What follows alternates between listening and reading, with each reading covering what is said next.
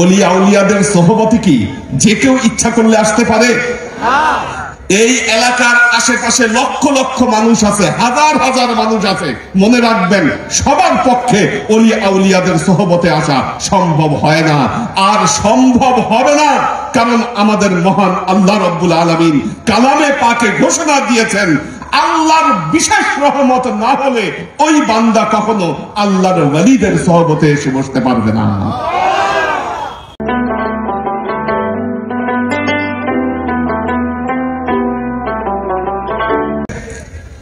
আল্লাহ যখন কোন এলাকার মানুষকে ভালোবাসেন, তাদেরকে পছন্দ করেন, তাদেরকে মহব্বত করেন, কে ভালোবাসেন?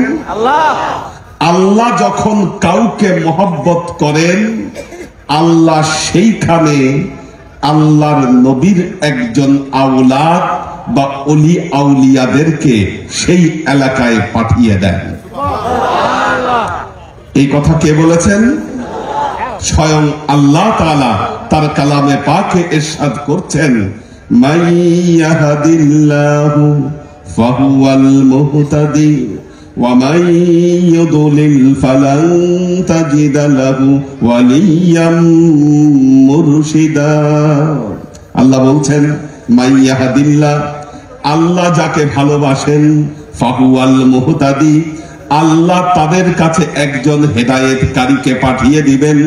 অমাইয়ুদলিল, আর যাদেরকে আল্লাহ ভালোবাসবেন না, ফালান তাজিদা লাহু ওয়ালিয়াম মুরশিদা, আল্লাহ বলছেন ওই ব্যক্তিরা কোনদিন ওলি আউলিয়াদের সোহবতে যেতে পারবে না, ওলিয়াম মুরশিদার সোহবতে যেতে পারবে না। আচ্ছা দেখেন, ওলি আউলিয়াদের সোহবতে কি যে কেউ ইচ্ছা করলে আসতে পারে? এই এলাকার আশেপাশে লক্ষ লক্ষ মানুষ আছে, হাজার হাজার মানুষ আছে। মনে রাখবেন, সবার পক্ষে ওলি আউলিয়াদের সোহবতে আসা সম্ভব হয় না, আর সম্ভব হবে না।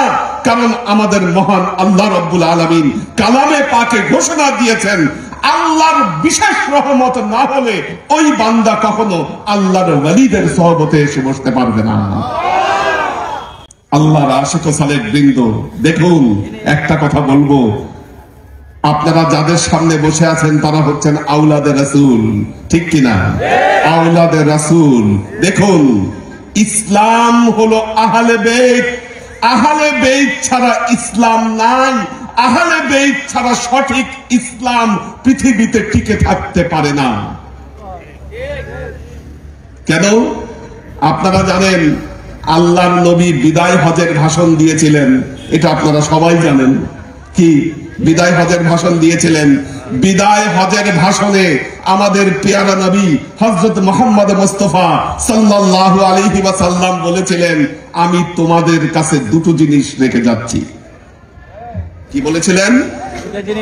দুটো জিনিস আমি তোমাদের কাছে রেখে যাচ্ছি, কিতাব আল্লাহ ওয়া সুন্নতি, আমার কিতাব রেখে যাচ্ছি এবং আমার সুন্নত রেখে যাচ্ছি। ঠিক এর 9 দিন পর আল্লাহর নবী আরেকটা ভাষণ দিয়েছিলেন। ওই ভাষণটা যেই জায়গায় দিয়েছিলেন সেই জায়গার নাম হলো গাদিরে খুম।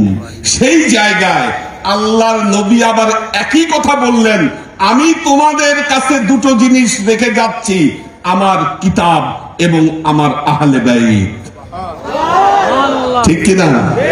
আমার কিতাব এবং আমি আমার আহলে বেইত রেখে যাচ্ছি। এখন খেয়াল করেন একটা জিনিস। প্রথম ভাষণে আল্লাহর নবী বললেন, আমি রেখে যাচ্ছি কোরআন এবং সুন্নাহ। এখন সুন্নাহ কি, সুন্নাহ কি রকম, কিভাবে সুন্নাহ হয়, এই ব্যাপারে কিন্তু আল্লাহর নবী কোনো কথা বলে নাই। বলছে কিনা? বলে নাই। এখন আজকে বাংলাদেশে যত মসজিদ আছে, মাদ্রাসা আছে, মাদ্রাসায় পড়ানো হচ্ছে, সেইখানে বলা হচ্ছে সুন্নাহ মানে হাদিস। আচ্ছা আপনারা বলেন, আল্লাহর নবী যেদিন এই ভাষণ দিয়েছিলেন, বর্তমান হাদিসের কোন একটা কিতাব ওই সময় ছিল? কোন কিতাব ছিল না। আল্লাহর নবী যখন এই কথা বলেছিলেন, পৃথিবীতে একমাত্র ছিল আহলে বেইত এবং ঠিক তার 9 দিন পরে আল্লাহ নবী এই বিষয়টি ক্লিয়ার করলেন, সুন্নাত মানে হচ্ছে আমার আহলে বেইত। তোমরা যদি আমার আহলে বেইতকে আঁকড়ে ধরো, তোমরা সত্যের পথে টিকে থাকতে পারবা।